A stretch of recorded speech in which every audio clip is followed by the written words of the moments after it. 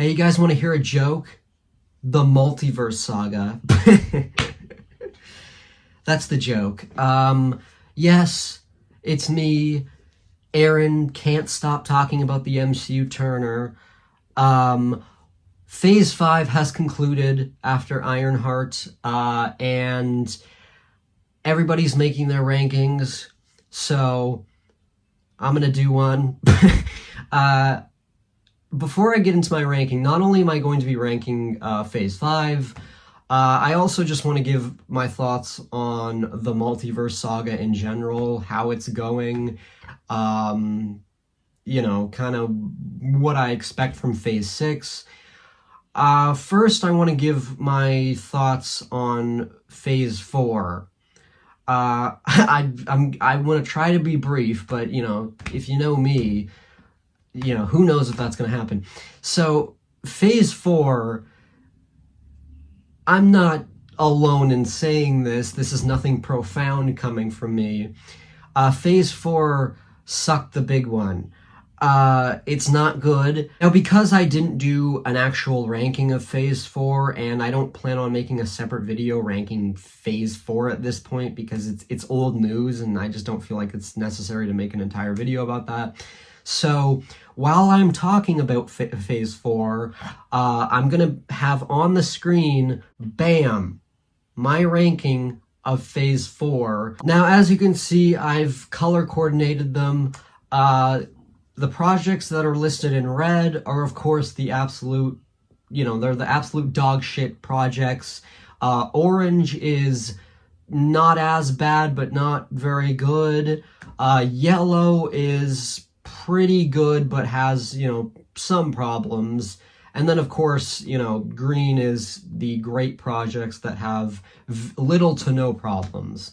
And as you can see, the main problem with Phase 4, this is just my opinion. I know there's some controversial takes in this ranking, such as Moon Knight being that low, such as, Shang-Chi being that low, and Spider-Man No Way Home being kind of low for a lot of people. But that's my take on Phase 4. But if you look, there's a lot of orange and yellow. That's a big problem with Phase 4. It's not that a lot of these projects are that bad. It's just that there's so much mediocrity. Marvel, after Phase 3, pretty much, they thought they could do no wrong. They were like, Phase 3 was so fucking successful. They had, massive hit after massive hit. Billion-dollar movies. They had, $3 billion movies in a row. Captain Marvel, Avengers Endgame, Spider-Man Far From Home, all three of those in a row, 3 in a row, made over $1 billion. Avengers Infinity War made over $1 billion. Black Panther made over $1 billion. They were unstoppable. So the mistake they made with Phase 4 is that, these projects were coming out constantly. They just thought, we're going to put out anything, and it's going to make money. People are going to love it. But that was their mistake, is that there's just too much. They focused on quantity over quality. And, you can see that there was only 2 projects in Phase 4 that are in the green territory for me. You can see Black Panther Wakanda Forever was my favorite project, but the only other one that's in green is Loki Season 1. That's it. This sucks. This phase is awful. The only Phase 4 movie to make over $1 billion is Spider-Man No Way Home. And, of course that movie is going to make over $1 billion, but none of the other movies really were that successful, and this was the start of the downfall of the MCU. It's no longer, thriving like it once was with Phase 3. So Marvel, going into Phase 5, they had to learn from their mistakes. They kind of had to say, okay, we gotta stop putting out so many projects, and we have to take more time with these projects. So did they learn their lesson? Well, let's find out as I now am going to go into my ranking. Now, before we get into it, I do want to mention that I will be including What If and Your Friendly Neighborhood Spider-Man into this ranking. They don't take place in the MCU, I know, but they are officially listed as a part of Phase 5, so I'll be including it because this is a ranking of Phase 5. Okay, so if you're familiar with me at all, this is not going to surprise you. The worst Phase 5 project. I'm not even going to say it, okay? You know what? Here it is. You know, this is number 16. This is the worst Phase 5 project.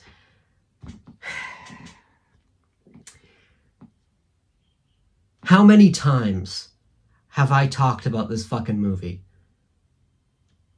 How many times have I referenced this fucking movie?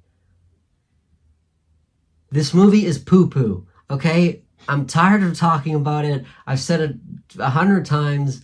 This movie sucks. There's some people think that you know, this is not the worst Phase I've seen people, you know, I've seen other people's rankings. Not everyone puts you know, I'm not going to say it, okay? I'm not going to say the movie. This is the movie that shall not be named, okay? But some people don't put it at the bottom. And, you know, I've heard some people say that Thor Love and Thunder is worse. I respectfully disagree. Thor Love and Thunder is bad. I do not like it at all. I think that this movie that shall not be named is basically it has all the same problems with Thor Love and Thunder, except it's just, at this point, they really should have known better. This was the start. This was the start to kick off Phase 5. And this was not a good start. This is you know, like if, you know, they start the foot race and then they immediately trip. The reason why I think this movie is worse than Love and Thunder is because this was the more disappointing movie, and this was the bigger failure for Marvel. And I don't just mean from a financial standpoint. It wasn't good financially, but it also was not good critically, and you know, this movie had to be good. This movie, you know, not only did it have to make up for a lot of the shit we got in Phase 4, but this movie was supposed to set up the next Thanos for the MCU. This movie was supposed to set up the next big villain for the Multiverse Saga, and it failed so hard. Kang the Conqueror is not a good villain, and he was originally supposed to be the big bad of Phase 5. Or sorry, not Phase 5, of the Multiverse Saga. And, you know, it was a complete disaster for them because, you know, this movie, not only did it make Kang seem like a complete joke, but you have, like, the Jonathan Majors shit, like the charges on him in real life. You know, that certainly didn't help for them. And so, yeah, you have Jonathan Majors, you have just this movie being a complete flop, both critically and financially. And yeah, this is horrible. And the saddest part about this movie is that because they're not doing Kang anymore, because Avengers the Kang Dynasty was turned into Avengers Doomsday, this movie is pointless now. That's the saddest part. This movie is pointless. You do not need to watch it. You know, I think back to that ending, that horrible ending, And, where Scott says, oh, what have I done? I've doomed us all. Like, I mean, what if Kang comes back? Well, guess what? He's not going to come back because this movie flopped so hard and Kang was a disaster as a villain. He's not coming back. So no need to worry, guys. He's, no need for Scott to worry because he's not coming back. So yeah, I do not recommend this movie. You can skip it. There's no information that you need for like Avengers Doomsday or anything like that. So don't bother. This is the worst project of Phase 5. It's very clear to me. I don't care about the very little good things that are in this movie. Like I've mentioned, like there's some jokes in the first 10 minutes that I like, and the setup for Kang and Jonathan Majors' performance is good. But in the end, like, that doesn't really help this movie's case. Because this movie failed so hard that the very few positives that it does have, just, like, you don't care. Even the poster for this movie sucks. The poster is a clusterfuck mess. So the project that is still pretty fucking bad, but not quite as bad as that movie that shall not be named.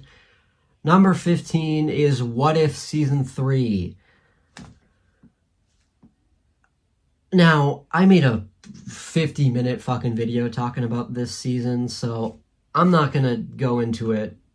This show was a huge disaster. This may not be the worst Phase 5 project, but it's certainly the biggest disappointment of Phase 5. Because, yes, it did have that one episode that I thought was pretty good, actually really good. What If Red Guardian Stopped the Winter Soldier? That was the one episode that I actually thought was, actually made me think and curious about that universe. How would this universe be different if this event never happened? That's good. But it was just that one episode.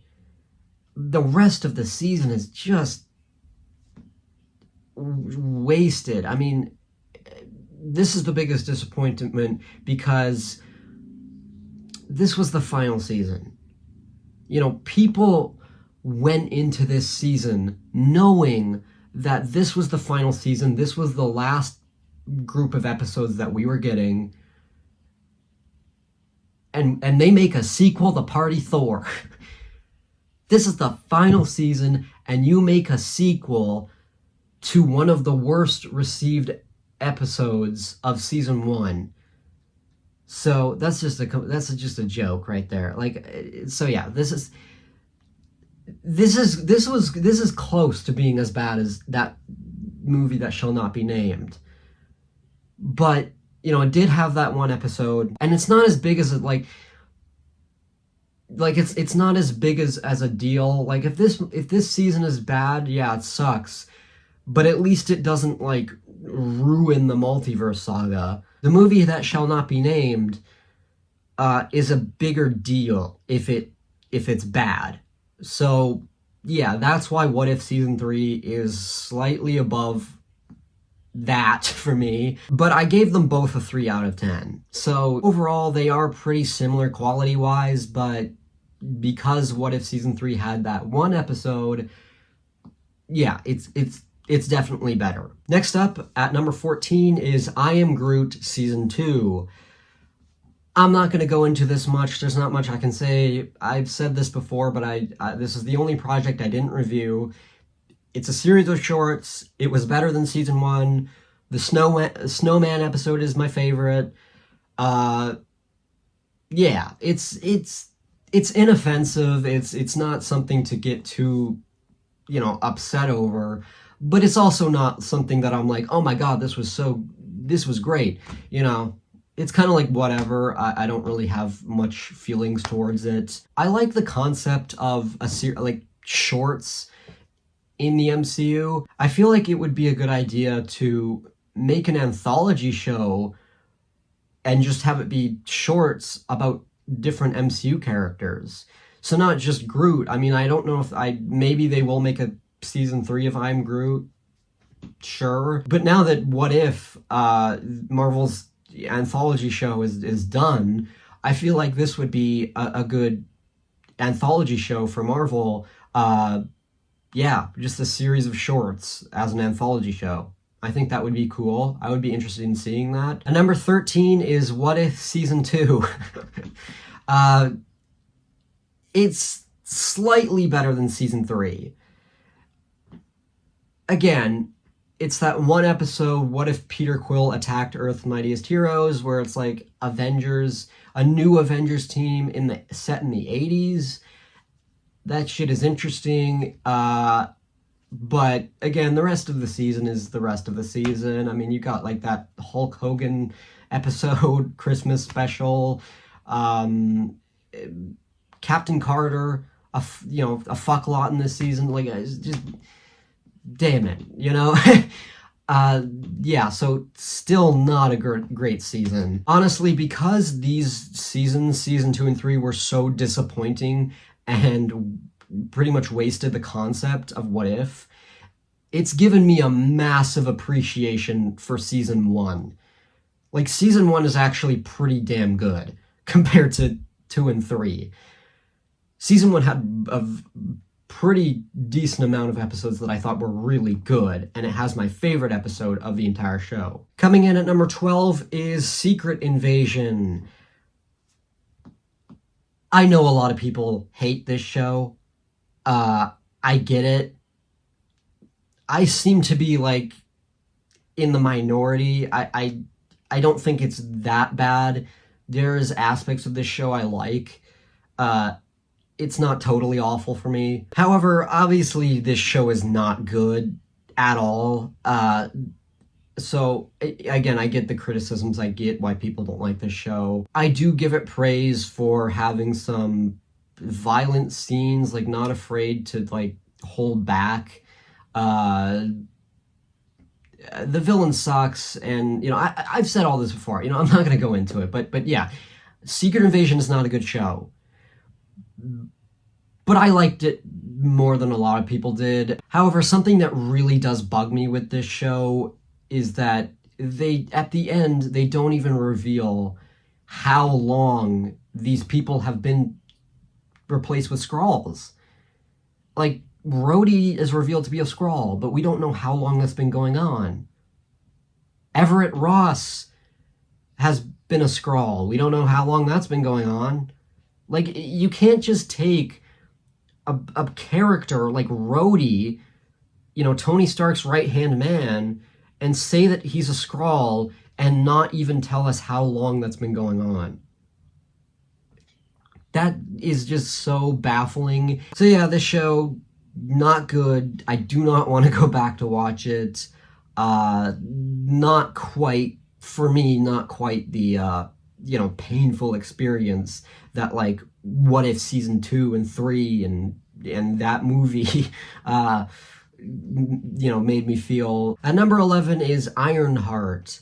Now, before I get into it, I first want to address something about my Ironheart video. I wanted to apologize because when I talked about Mephisto, for some reason, I did not put a spoiler warning. I don't know why. For some reason, it just did not cross my mind to put a spoiler warning, even though I usually do when talking about, new MCU projects that have just come out. At this point, Ironheart, the finale was only not even a week old, so I really should have known better. So I'm sorry to anyone if I spoiled Mephisto for you. I don't know what the fuck I was thinking. Again, did not cross my mind for some reason. So again, I'm sorry. However, I will say something. I'm not going to go too much into it because I literally just talked about the show. But something I do want to say regarding Mephisto I didn't mention is that there's a moment I really like when Riri asks Mephisto, or like says, so Mr. Dormammu, and then Mephisto like kind of laughs it off and says Dormammu, you know, he starts laughing. And I love that his laugh sounds distorted, like the audio is distorted, and it makes it really creepy. That's a really good detail. I love that. So yeah, that's something that another thing I like about Mephisto. So yeah, they did a really good job with Mephisto. The show is okay. Look, I'll be honest with you guys. I originally had Ironheart below Secret Invasion, but and you know, you might remember, like, I gave Secret Invasion a 6. I gave Ironheart a 5.5. So, you know, I almost put Secret Invasion above Ironheart, but I realized, like, I'd be pretty fucking foolish to put Ironheart below Secret Invasion, because even though I did give it a lower score, looking back, I think maybe I probably would not give Secret Invasion a 6 now. I probably would maybe give it a 5.5 at the highest, maybe a 5, because, you know, Secret Invasion is just, that is not a good show by any means. And I think Ironheart has more positives than Secret Invasion, and feels more fresh compared to Secret Invasion. So yeah, Ironheart is better than Secret Invasion. At number 10 is probably the most generic, down the middle, like half and half project, and that is Captain America: Brave New World. Yeah, this movie is neither good nor bad, similar to Ironheart, but it's got good performances. It's, you know, it's got a cool scene with Red Hulk. The villains are shit. That post-credit scene is awful, the worst post-credit scene in the entire MCU, and for some perplexing reason, it does not have the flipping pages logo. The only MCU film not to have it, and the first one since like the early 2000s not to have it. What the fuck? Who thought that was a good idea? At number 9, I have Echo. Echo is a nothing show. I do not care about this show. Don't care to go back to it. Whatever. You know, good performances. It's mediocrity. It's the very definition of mediocre. The Kingpin is fine up until the finale, where he has that goofy moment where he's defeated. I would not know this was TVMA rated if you did not tell me. The poster is great. The poster, I mean, this show may be a generic ass 6 out of 10, but I would give the poster a 10. I like the colors. I love Kingpin's silhouette, you know, looming above Maya. That's great. It's a beautiful looking poster. So yeah, the poster's a 10. You know, if only the show itself could be of that quality. But yeah, that's it. That's all I have to say for Echo. Moving on. Do not care. Ah, jeez. Okay. Coming in at number 8. Okay, let's jig over this. It's Agatha All Along, okay? Agatha All Along. Apparently, I hate this show, even though I never said that. So, this show is fine. This is not bad. This is better than a lot of projects, as you can obviously see. But I do not think that this is like mind-blowingly great. Once again, I will say though, I like this poster. This is a good ass poster. It's not a clusterfuck mess. It's got a good design, you know, clever. I do get the appeal of this show, but personally, I did not enjoy it all that much. I hated it, guys. Come on. So yeah, I'm not gonna go into it, okay? Agatha All Along. I hate this show. Moving on. Now, speaking of controversial opinions, if you are upset over my opinion on Agatha All Along and my placement in the placement in the ranking, prepare yourself for a doozy, because my number 7 and number 6 are also controversial. Number 7 is Deadpool and Wolverine, or ketchup and mustard, whatever the fuck you want to call it. This movie is cringe, okay? I'm not sorry about that. Yeah, that's pretty much my opinion on this movie in a nutshell. It's fucking cringe. Like, I'm not gonna apologize for that. It's cringe. You can't deny it. I love Wolverine in this movie. I love what they did with his costume. But it's too cringe for me, okay? It's got fun moments that are cringe. It's got cool cameos that are cringe. It's got some funny jokes, but also some cringe jokes. The ending is bad. I'm sorry. I'm not sorry. But now we're going into number 6. If you thought number 7 was bad, oh boy, The Marvels. Number 6 is The Marvels. At this point, I might be the only one who likes this movie. I might be one of 5 people who went to the theater to go see this movie. This is a disaster financially. Not a lot of people like this movie. I thought this movie was fun. It was cute. It's got some creative moments that don't make sense, but you know, it's creative. The villain sucks. I get it. It's not a great movie, but it's not cringe like Deadpool Wolverine, and it's not generic mediocrity. It's got a lot of fun moments. Switching powers, that's fun. Characters are good. Carol Danvers is improved her character.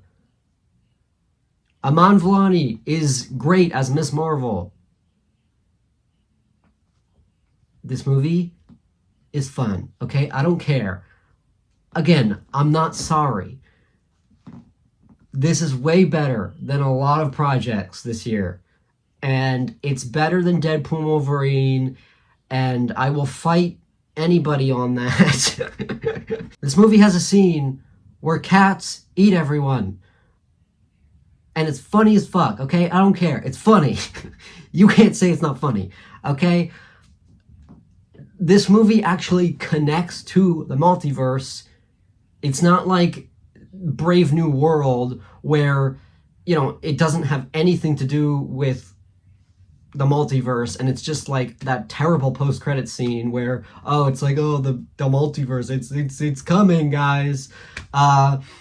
This movie actually has an ending with, Monica going to another universe that actually has to do with the multiverse. Okay, now that we're done with the controversial shit, number 5, 4, and 3, I struggled to rank because I think they're all very similar quality-wise, and I liked all of them. And yeah, so I had a hard time ranking. I gave each of them an 8 out of 10. In the end, I decided that the worst of the 3, number 5, is Daredevil Born Again Season 1. Now, I want to address the fact that, yes, I gave this show, this season, an 8 out of 10. And yes, I acknowledge that when you compare this to the Netflix show, it sucks. It's not that great. From that perspective, I understand why someone would not like this first season. A reason why this is number 5 is because it's held back by the pre-overhaul episodes. and all of the aspects that the pre-overhaul team contributed. And the fact that they mixed the pre-overhaul stuff with the post-overhaul stuff, it's not consistent. Karen not appearing for the majority of the show does not make sense. So it doesn't work. Episode 5 is very puzzling because it does not fit in the show at all.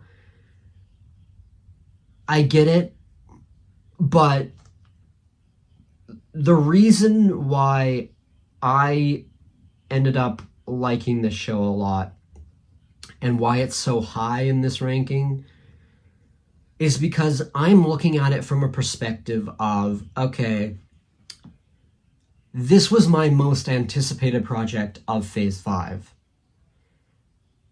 But at the same time, it was the project that I was most concerned for, because I thought Mickey Mouse was gonna fucking get his hands on the project and turn it into baby garbage.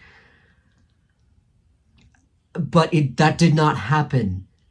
This movie, unlike Echo, takes advantage of the TVMA rating. It has the dark tone that we all wanted. This show gave me what I wanted. It's not great by any means, and it's got problems, but my concerns were taken care of because it's not the fucking Mickey Mouse disaster that I thought it was going to be. I will admit that I gave it an 8 out of 10, and I will admit that maybe that was a bit, I guess, premature. I guess that was a bit kind of overblown, because looking back, yeah, I think because I was just so happy that it turned out the way it did, because it easily could have been a disaster, I think that's why I gave it an 8 out of 10, because I was just so grateful that it turned out the way it did. But, you know, now that the hype has calmed down, now that, you know, I'm not as worried, I would probably give the show a 7 now. It's pretty much on the same level as season 2 of the Netflix show. So yeah, I overhyped it. I got caught up in the hype because of that first episode. Because that first episode, you know, despite the fact that they killed my boy Foggy in like 8 fucking minutes, you know, that first episode was still good. And it you know, the TVMA rating, I mean, the Punisher fucking, like, it got me excited. You know, I got caught up in the hype. I think that's why I was so, you know, grateful for this show. But who knows? If season 2 ends up being extraordinary and fucking way better, I may look back on season 1 and think it's a piece of shit in comparison. That's very likely, honestly, to be true. I mean, as you know, if they can stick the landing, if they can make season 2 even better, you know, that could be true. But as of right now, I'm still grateful for the way it turned out, and but I do acknowledge now that it may not be as good as I was initially singing it. You know, I was singing its praises with my video on it. That is the reason why it is at number 5, and why I think the next 2 projects are better. Oh, and something that I did not mention in my review because I forgot, the intro for Born Again is amazing. I loved the intro. To me, it's like on the same level as the Netflix intro. I love the Netflix intro, but this show's intro, I mean, it's like with all the rubble, and then, you know, rises back up, born again, haha, see what they did there, you know? The music, it's great. So yeah, intro is great, something I forgot to mention. At number 4 is Asterisk, The New Avengers. This movie's fun as hell. It's got great characters. It's got a great villain. It's predictable. You know everything that's going to happen, but it's still fun as hell. This movie is just simply very, very fun. Good characters, interesting characters, creepy ass void design. Sentry is cool. Cool action. Cool. Fucking cool ass title reveal at the end. Title change. The New Avengers, asterisk the New Avengers, is really great. It's a real damn shame that this movie did not do well financially because, god damn, this movie is fun. I think the main reason why this movie is held back a little bit and why it's at number 4 is again because it's just too predictable for me. So, you know. At number 3 is Your Friendly Neighborhood Spider-Man Season 1. If you were to tell me 2 years ago that Season 1 of this show would be this high, I would not believe you because I did not think this show was looking good before it came out. But I am so glad that I ended up liking it this much. This is better than Born Again simply because it's more consistent. It doesn't feel like 2 shows combined in one. It's got good characters. Harry, Nico, Lonnie with his whole mirror image with Peter. And, fucking Peter is acting like Spider-Man in this show. He's not Iron Man Jr., they improved upon what the MCU did with Spider-Man, and I am just so happy that they did. It's not a perfect show. Some episodes feel like filler, and the animation could be better. I really hope that they improve the animation for Season 2. This show makes up for the lack of Spider-Man we got in What If Season 2 and 3. And that is great. So this was definitely the biggest surprise of Phase 5 for me because I did not think this show was going to be that great. At number 2 is the best Disney Plus show we got in Phase 5, and that is Loki Season 2. I've said it before, but what this season and what this show in general does with Loki's character is incredible. I love his arc, him becoming the god of stories. It's beautiful, and like the way this show looks, the shots, the music, the acting. I mean, Tom Hiddleston is incredible in this show.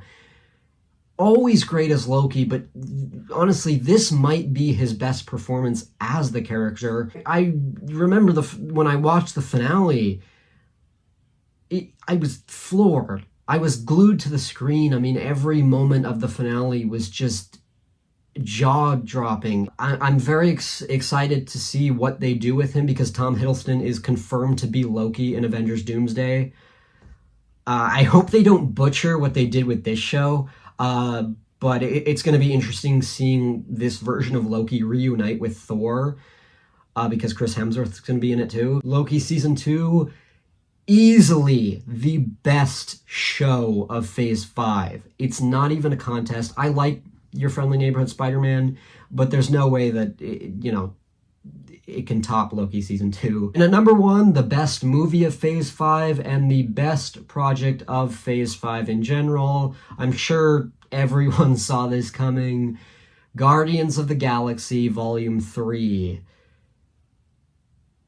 This movie is great. This does not feel like any of the other movies in this phase.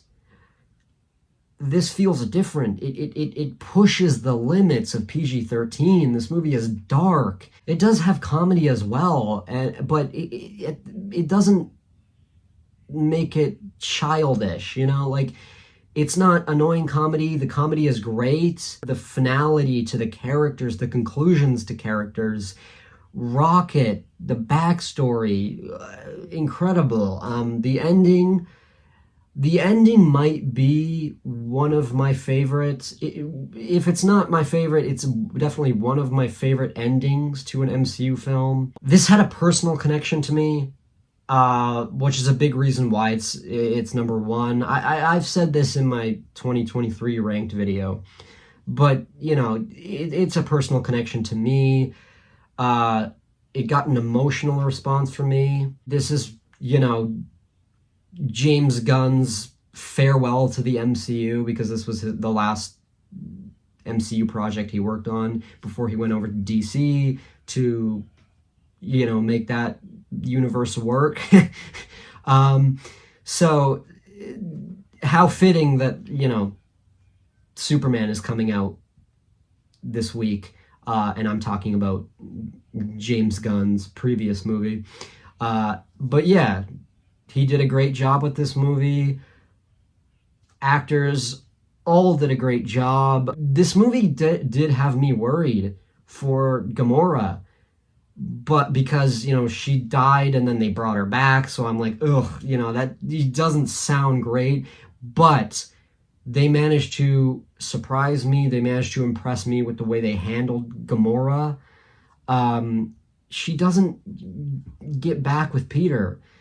She doesn't, you know, they don't slowly get back together throughout the course of the movie. I love that they just go their separate ways at the end of the movie. They kind of accept that, okay, I'm not the same Gamora you knew. I don't know you. And she has her own group of people that she goes to at the end of the movie. I love that. That's a huge surprise, because that was, again, I thought that was going to be a disaster. I guess that's like that's a theme with Phase 5. I think that, you know, there's going to be a disaster with this project, but they managed to surprise me. I mean, don't get me wrong. Obviously, we had our fair share of disasters this phase. That's my ranking of Phase 5. Is this better than Phase 4? Yes, obviously. Again, not every project was a hit, but this phase feels more in line with Phase 1, 2, and 3. Because Phase 1, 2, and 3, none of them were perfect. They all had their ups and downs. And Phase 5 has its ups and downs. For once, it's not just all mediocrity. There's some really damn good projects in this phase, and it's going in the right direction. We got a shit start with this phase, but it ended really well. So hopefully Marvel can keep this consistency up for Phase 6. Although if you really think about it, that is a huge ask, because Phase 6 has a huge task to do. It has to wrap up the Multiverse Saga. I don't know if really it's going to be hard to do that, because this saga, you know, like I said, Phase 5 was a lot better than Phase 4. But the two of them combined, the Multiverse Saga, the way it's going right now, it's pretty much been a disaster. It's not been consistent, and a lot of projects like don't even really fit in with this saga, because it's called the Multiverse Saga. But the majority of these projects don't have anything to do with the multiverse. Like, what are these movies and shows leading up to? All they're really doing, they either do one of two things. They do have a little bit to do with the multiverse, or they just exist to introduce a new character. You know, a lot of the Disney Plus shows, they're introducing new characters. And then, you know, the movies, first of all, they started off Black Widow, which, again, that has nothing to do with the multiverse. It just kind of exists to introduce new characters, Red Guardian and Yelena. But the main character is a character that's dead. We're going back to a character that died in Phase 3. Then you have Shang-Chi and the Legend of the Ten Rings, which, again, we have not seen Shang-Chi since that movie, and that movie came out back in 2021. And that goes for a lot of the new characters that they introduced in this phase. We haven't seen them since they were introduced. Eternals, fucking horrible movie. As you could see, it was at the bottom of my ranking for Phase 4. Forgettable, I can't name all the characters from that movie. Who knows if they're even gonna bring back the Eternals? I really wonder if the Eternals are gonna be in either Doomsday or Secret Wars.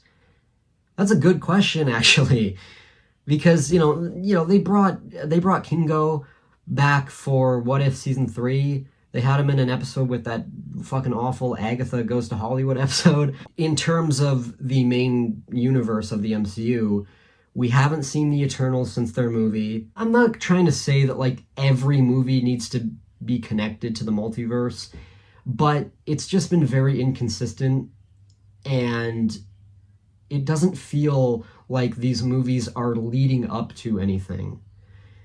The Infinity Saga definitely felt like it was leading up to something. Phase 1 was leading up to the Avengers all coming together. Phase 2 was setting up a bunch of different plot lines that, culminated in Age of Ultron, kind of. I mean, Age of Ultron was kind of a mess, but, that's besides the point. Phase 3 was leading up to Infinity War and Endgame. It introduced new characters, but again, those characters still, ended up working within the Infinity Saga. But the Multiverse Saga just does not feel like it's leading up to anything. Phase 4 was the only phase to not have an Avengers movie. And so it just made it feel like, okay, this phase is just, introducing new characters and introducing the concept of the multiverse. One of the reasons why I am so worried for Avengers Doomsday and Avengers Secret Wars is that, it's going to be a very difficult task to make all of these elements work. They've introduced so many new characters and all these plot lines. They have to deal with the fact that Monica Rambeau is in another universe right now. They have to deal with the fact that there's a new Avengers team, and Sam Wilson is going to have his own Avengers team, so there's going to be 2 different Avengers teams. My point is that there's just a lot that they have to deal with this Avengers movie. And I do not envy the people who have to work on these movies, Doomsday and Secret Wars. I almost feel bad because that is a huge task, and trying to make everything work, that's a lot of pressure. It makes me sound like the biggest asshole ever. This is a lot of pressure, you better be good. Again, I hope that they can make it work. I'll talk about, just Phase 6 in general now. It's starting in 2 weeks with the Fantastic Four First Steps, which I'm very interested in that movie. I like that it's a period piece. It's set in the 60s, and it's in a different universe, and the family aspect of they're not telling another origin story with the Fantastic Four. This sounds like a really interesting movie. I really hope it's good. Because that would be a great start to Phase 6. We got the Eyes of Wakanda show. We got Marvel Zombies, Wonder Man. 2026 is looking like it's going to be a great year if all the projects end up being, hopefully they can end up being good. We're getting Season 2 of Your Friendly Neighborhood Spider-Man and Daredevil Born Again. I think Phase 6 is looking good. Yeah, I am worried about the Avengers movies, but, Born Again Season 2, Your Friendly Neighborhood Spider-Man Season 2, Spider-Man Brand New Day. Again, I am worried for Brand New Day. I think I'm hearing so many different things about that movie. It's like, oh, Jesus.